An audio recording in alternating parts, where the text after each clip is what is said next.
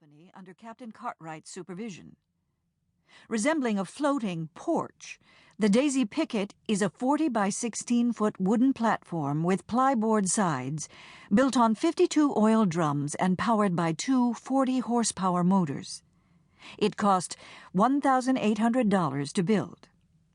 The raft has a superstructure of 2x4s with a tarpaulin top that the sailors can pull up over it, mosquito netting that they can hang up, and a shower consisting of a bucket overhead with a long rope attached to it.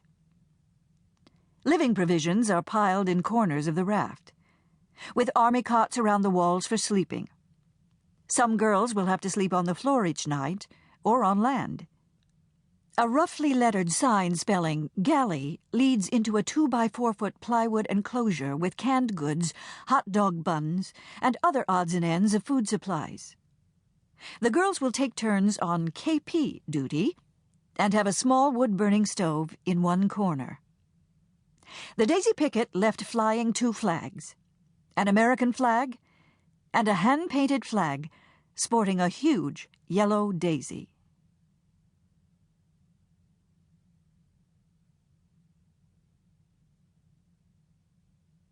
Mile 736, Memphis, Tennessee.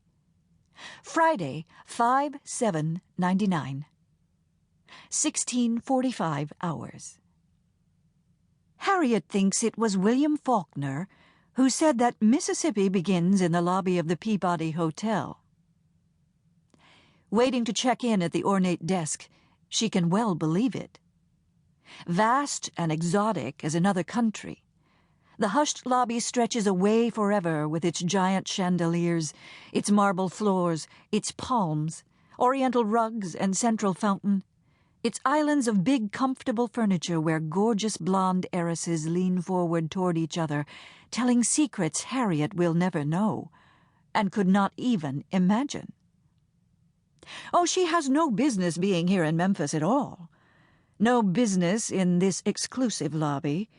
No business going on this trip down the river again with these women she doesn't even know any longer and has nothing in common with. Nothing at all. As if she ever did. As if it were not all entirely a coincidence. Proximity, timing, the luck of the draw, whatever. Harriet has read that they assign roommates now strictly by height. A system that works as well as any other. And in fact, she and Baby were exactly the same height, 5 feet 6 inches, and exactly the same weight, 125 pounds, though Lord knows it was distributed differently, when they were paired as roommates at Mary Scott College in 1963. They could wear each other's clothes perfectly. Harriet remembers pulling on that little gray cashmere sweater set the minute Baby took it off. Baby coming in drunk from an afternoon date as Harriet rushed out for the evening. She remembers how warm and soft the cashmere felt slipping down over her breasts, which no boy had ever seen. That was freshman year. Oh, this is all a dreadful mistake. Harriet realizes now as her heart starts to pound, and she tries to breathe slowly and deeply in the freezing, fragrant air of the Peabody Hotel. She anchors herself by looking up the nearest column, so massive, so polished. Really, she is quite insignificant here beside it. Insignificant, all her unseemly heaving and gasping and emotional display. Harriet gazes up and up and up, the slick-veined column stretching out of sight into the dark southern air of the mezzanine at the top of the marble staircase that leads to all those rooms where even now cotton deals and pork belly futures are being determined, and illicit lunchtime affairs are still in steamy progress.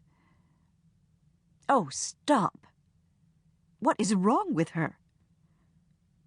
Everything Harriet has worked so hard to get away from comes flooding back, and she has to sit down on a pretty little bench upholstered in a flame stitch. She really can't breathe. She's still getting over her hysterectomy anyway. She gasps and looks around.